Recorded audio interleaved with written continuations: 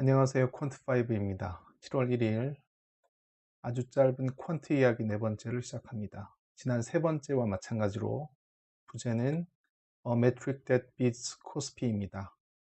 코스피 또는 코스닥 상승률을 초과하는 종목들을 쉽게 찾기 위한 방법은 뭐가 있을까라는 고민을 풀어나가는 시간입니다. 오늘은 재무 비율 중 하나인 ROE 지표와 관련 통계 데이터 일부를 활용하여 종목을 추출하려는 것이 과연 의미가 있을까 고민해 보도록 하겠습니다. ROE, Return on Equity죠. 지배주주 지분 대비 순이익 비율이 얼마인지를 나타냅니다. 대표적인 수익성 지표로서 워렌 버핏이 권고하기를 ROE가 최근 3년간 연평균 15% 이상인 종목에 투자하라고 했죠. 그런데 당연히 의문이 생기겠죠. ROE가 좋은 종목들은 주가 상승률도 좋을까요? 주식회사의 한 회기는 1년이니까 매년마다 ROE 값이 바뀌겠지요. ROE와 1년 동안의 주가 상승률을 점검해 봐야겠지만 경험에 비추어 보았을 때 그렇지 않은 것 같은데요. 그렇다면 2년 연속 이익이 났으면서 이익률이 높아진 경우, 즉 수익성이 증가한 경우죠. 그 경우는 어떨까요? 1번의 케이스와 차이가 있을 듯 하긴 한데 역시 경험을 돌이켜보면 그렇지 않은 종목들이 상당히 많았던 것 같습니다. 조건을 하나 더 추가해서 2년 연속 25% 이상 증가한 경우는 어떨까요? 워렌 버핏이 권고한 그 조건과 비슷한데 과연 통계 데이터는 어떻게 나올까요? 먼저 1번 의문부터 풀어나갈 텐데요. 2014년 ROE와 2015년 주가 상승률 통계를 보시죠. 상단의 차트는 퀀타일 디스트리뷰션 차트라고 이름 지은 것인데요. 2015년 주가 상승률 기준으로 종목들을 5개 분위로 나누었을 때 각 분위의 빈도수와 평균 프라이스 인덱스를 보여줍니다. 일단 왜 5개 분위로 구분하냐고요? 많이 들어보셨을 겁니다. 파레토 법칙이라고. 80-20 법칙이라고도 하죠. 20이 5분의 1이니까 단순히 5개 분위로 정한 것입니다. 프라이스 인덱스는 단순히 해당 기간의 종가 나누기 시가, 그런데 해당 기간은 1년이니까 연말 주가 나누기 연초 주가이고 시가 대비 종가의 비율이죠. 보시면 상위 20%의 프라이스 인덱스는 2.41이니까 Q1에 속하는 종목들은 연말 주가가 연초 대비 평균적으로 2.4배가 되었네요. 반면 주가 상승률 하위 20%에 속하는 종목들은 평균 0.54니까 50% 가까이 하락한 것이고요. 하단의 차트는 전체 종목 2,420여 개의 프라이스 인덱스 퍼센티지, 즉 프라이스 인덱스 곱하기 100의 분포를 보여줍니다. 보시면 평균 135.6이니까 평균적으로 35% 정도 상승했네요. 표준 편차는 94 정도고요. 이제 전체 종목들을 ROE 기준으로 순위를 매겼을 때 상위 20%에 속하는 종목들만 통계를 내면 평균이 145로 증가했고요. 표준 편차는 감소했네요. 상단의 주가 상승률 분포를 보면 파란색 막대를 보시면 Q1에서 가장 많고 차례로 줄어드는 모습이네요. 파란 막대의 분포가 좌측의 모든 종목을 대상으로 한 차트와 유사하다면 ROE 상위 20%를 추려내는 작업이 별 의미가 없다고 봐야 할 텐데 Q1에서 Q5까지 우하향 추세를 보이니까 어느 정도 의미가 있는 걸로 봐야겠죠. 실제로 통계 데이터를 확인해 볼까요?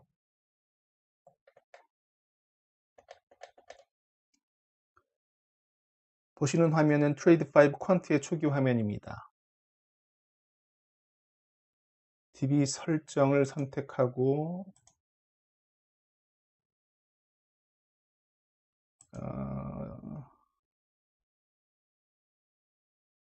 오픈 API를 선택을 한 다음에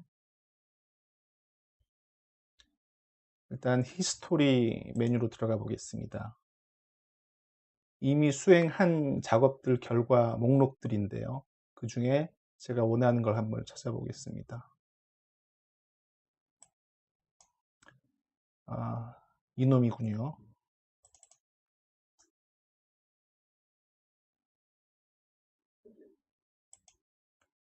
(2014년 12월) 기준의 데이터들이고요. 그리고 2015년 1년 동안의 프라이스 인덱스 데이터도 있죠. 일단 2015년 전체 종목들의 퀀타일 디스트리뷰션을 보시면 조금 전에 보셨던 그 차트죠. 그리고 상승률 평균을 보시면 이렇게 나옵니다. 이 상태에서 2014년 12월 기준 ROE죠. ROE 상위 20% 종목들만 추출을 해보면 380개 종목인데요. 그 종목들에 대해서 다시 퀀타일 디스트리뷰션과 상승률 평균을 보시면 이렇게 차이가 나는 것을 확인할 수 있습니다.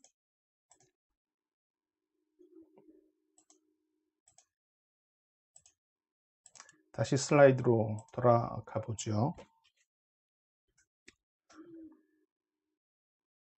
이제 2015년 ROE 데이터를 가지고 2016년 상승률에 어떤 영향을 미치는지 한번 확인해 보도록 하겠습니다. 보시듯이 Q1과 Q2의 평균 상승률이 전년도에 비해 많이 낮아졌네요. 전체 평균 프라이스 인덱스 퍼센티지도 135에서 108 정도로 28%나 떨어졌고요. ROE 상위 20%만 통계를 내보면 상승률 분포의 경우 Q4 막대 길이가 전년과 비교했을 때 Q3와 Q5 대비 높은 것이 좀 이상하죠. 하지만 프라이스 인덱스 퍼센티지 평균은 5% 정도 높아졌으니까 전년도 통계와 일관성이 있다고 봐야겠지요. 과연 그럴까요? 잘 모르겠습니다만 일단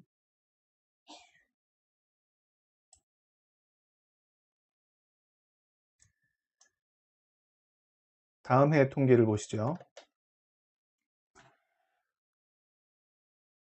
주가 상승률 분포와 평균 상승률은 별 차이가 없습니다. ROE 상위 20%의 분포는 어떨까요? 현격한 차이가 보이시죠? Q5만 제외하면 상승률 분포 막대가 거꾸로 뒤집힌 모습입니다. 그리고 상승률 평균도 오히려 낮아졌어요. 왜 이런 일이 생겼을까요? 글쎄요. 정확한 원인은 모르겠지만 한 가지 알 수 있는 것은 지난해 ROE 지표 하나로 종목을 추려내는 작업이 별로 합당하지가 않다는 것입니다. 그렇다면 두 번째 의문이었죠. 수익성이 증가한 경우는 좀 다를까요? 한번 확인해 보겠습니다. 2014년 ROE, 2015년 상승률 분포를 다시 한번 리마인드 하자면 다음과 같습니다. 종목 추출 필터를 하나 추가해서 2년 연속 수익이 있으면서 수익성이 증가한 종목들만 통계를 내보면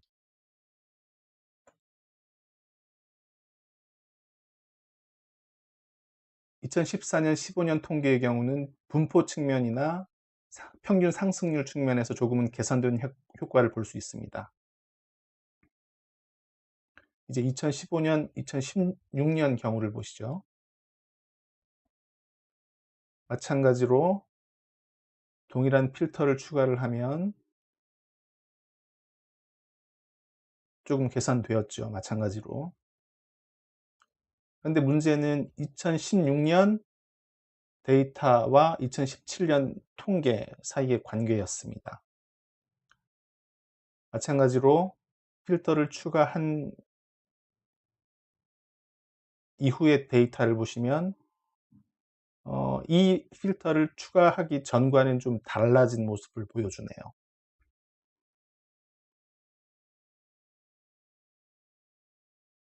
각 분위의 막대 길이가 필터를 추가하기 전과 후의 차이가 확연히 보이네요. 그리고 평균 상승률도 꽤 차이가 나면서 높아졌고요.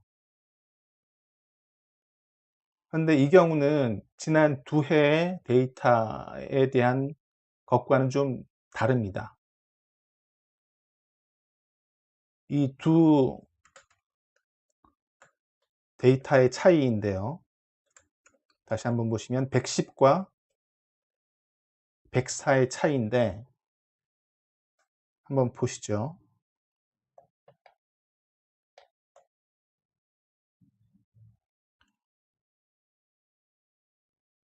2014년 통계에서 ROE 상위 20%인 조건 더하기 2년 연속 성장한 조건을 추가했을 때 퀀타일 디스트리뷰션 그다음에 상승률 평균입니다. 이거는 조금 전에 보셨던 차트이죠. 근데 이 경우에는 조건 두 개가 같이 체크가 되어 있는 것입니다. 그런데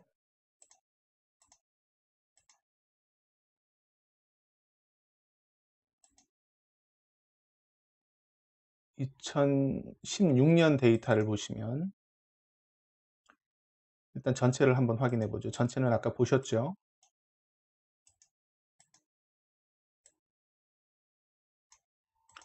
그리고 ROE 상위 20% 조건을 추가를 하면 이렇게 변하는 걸 아까 보셨죠.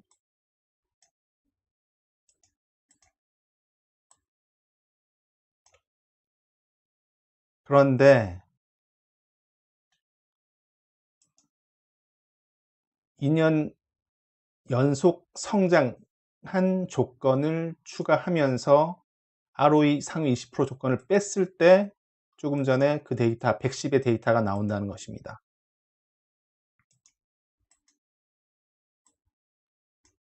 보셨죠? 그런데 ROE 상위 20% 조건을 같이 추가한 경우에는 조금 전에 보셨던 차트와는 다르게 퀀타일 디스트리뷰션이나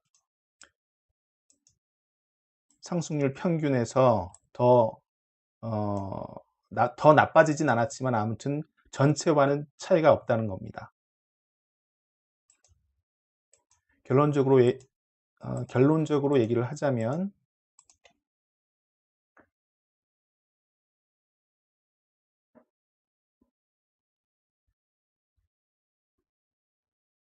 어떻게 정리를 해야 할까요?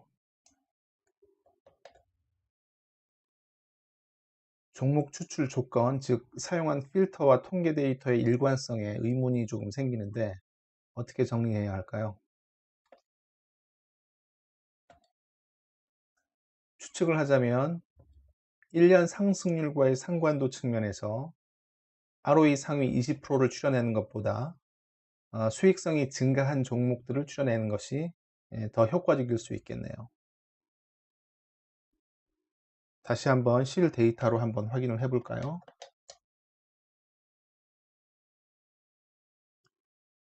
작년 데이터와 올해 현재까지의 상승률 분포를 한번 보시죠.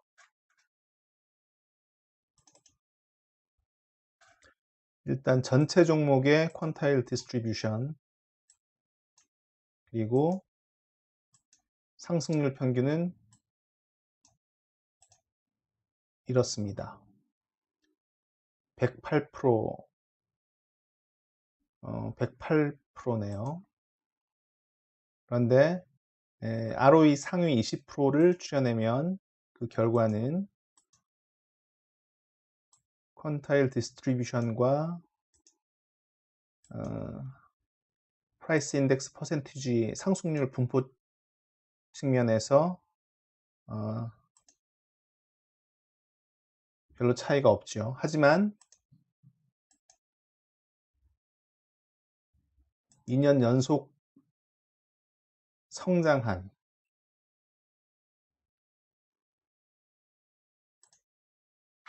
조건을 추가해서 통계를 내보면 퀀타일 디스트리뷰션 측면에서도 좀 개선돼 보이고요. 실제 상승률 평균도 114%로 좋아집니다.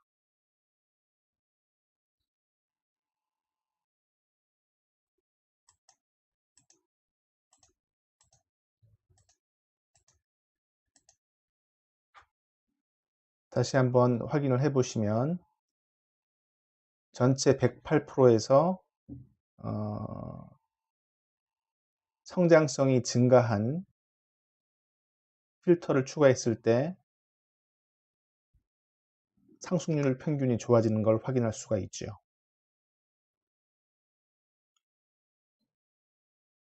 일단 여기까지 두 번째 의문을 한번 풀어봤고요.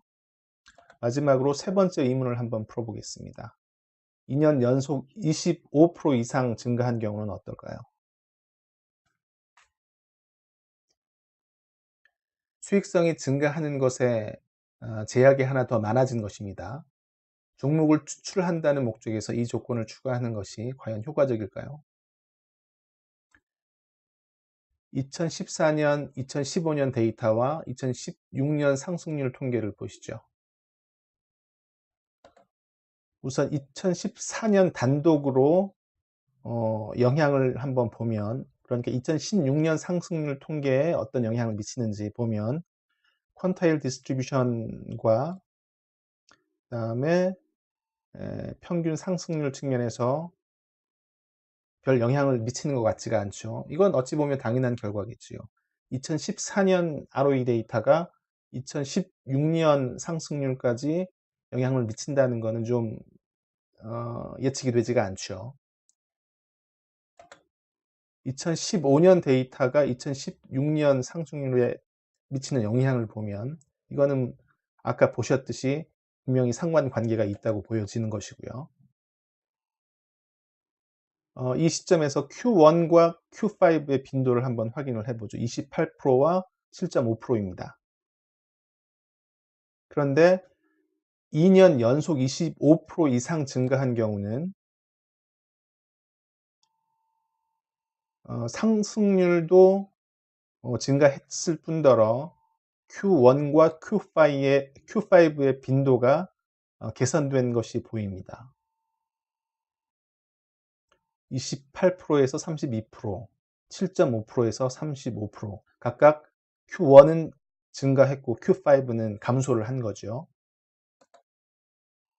이 빈도수의 변화 의미는 뭘까요?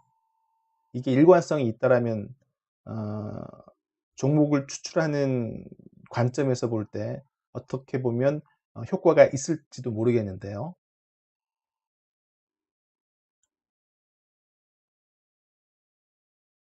그런데 1년 쉬프트해서 데이터를 확인을 해보면, 그러니까 2015년, 2016년 데이터와 2017년 통계를 확인해 보는 거죠. 보시면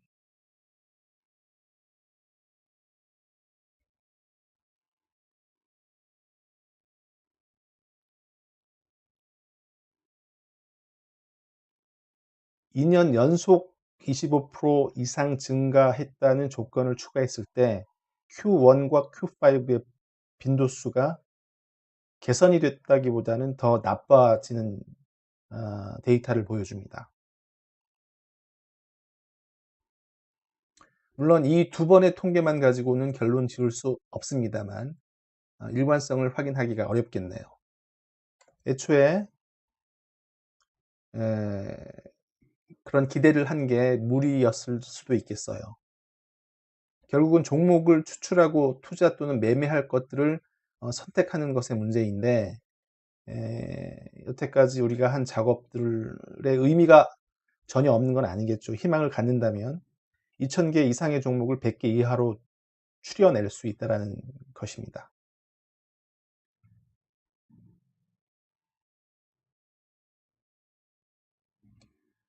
이번 시간에 사용했던 조건들, 짧게 필터라는 표현을 썼습니다만 그 필터에 의해 추출된 두 개의 종목을 한번 보시죠. 비아트론과 STI라는 종목인데요. 2017년 상승률에 엄청난 차이가 있는 게 보이시죠. STI는 구름 위에 떠 있는 듯하고 비아트론은 수렁에서 벗어나지 못하고 있습니다. 어떤 필터를 사용해야 이와 같은 두 종목 중 수익률이 높을 수 있는 종목을 선택할 수 있을까요?